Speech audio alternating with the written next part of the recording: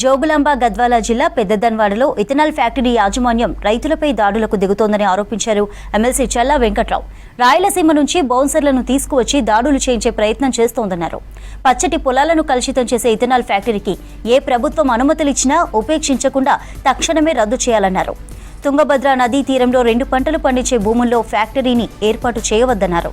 Ethanol ఫ్యాక్టరీకి వ్యతిరేకంగా బాధిత గ్రామాల ప్రజలు రిలే నిరాహార దీక్షలు చేసినా అధికారులు ప్రభుత్వం స్పందించట్లేదన్నారు.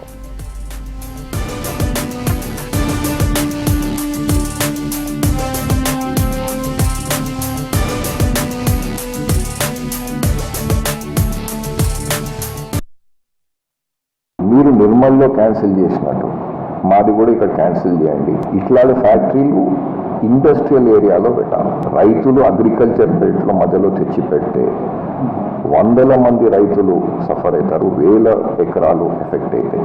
2 రోజుల కింద రాత్రి ఆ కంపెనీ వాళ్ళు హైదరాబాద్ నుంచి ఒక 40-50 మంది బౌన్సర్లను తీసుకొని వచ్చి స్థానిక పోలీసు వాళ్ళని తీసుకొని వచ్చి పని స్టార్ట్ చేయడానికి ప్రయత్నం చేసినారు. బయట నుంచి మనుషులు వచ్చి వేయేటప్పటికీ స్థానికంగా ఉన్న రైతులు వాళ్ళని పోయి అడగడం జరిగింది. ఈరోజు రైతుల మీద అందరికీ కేసులు పెడుతున్నారు, జైలుకు పంపిస్తున్నారు. ఇది ఈరోజు పరిస్థితి. ఆ కంపెనీ యజమానుల మీద ఏం యాక్షన్ తీసుకోకుండా ఈ రైతులు మా రైతుల మీద కేసులు పెట్టి చేసే కార్యక్రమం గవర్నమెంట్.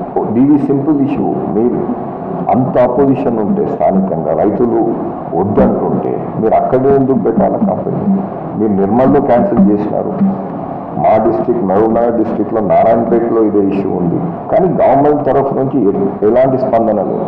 ఇప్పుడు బయట నుంచి ప్రజలు బయట నుంచి బౌన్సర్లు తెచ్చి మీరేమి ఇది పబ్ రన్ చేస్తలేరు కదా, బౌన్సర్లు తెచ్చి ఊరి ప్రజల్ని భయపడిస్తే పబ్లిక్ అనేది ఊకుండరు. వాళ్ళ ఊరికి పోయి వాళ్ళని భయపడిస్తారు. ఎందుకు పెట్టినారు అటెంప్ట్ మర్డర్ కేసు? అక్కడ ఎవరిని అటెంప్ట్ మర్డర్ చేయడానికి చూస్తున్నారు. ఇప్పుడు ఆ బౌన్సర్లు కొట్టినాక 2 ఆడవాళ్ళ తలలు వలిగినాయి.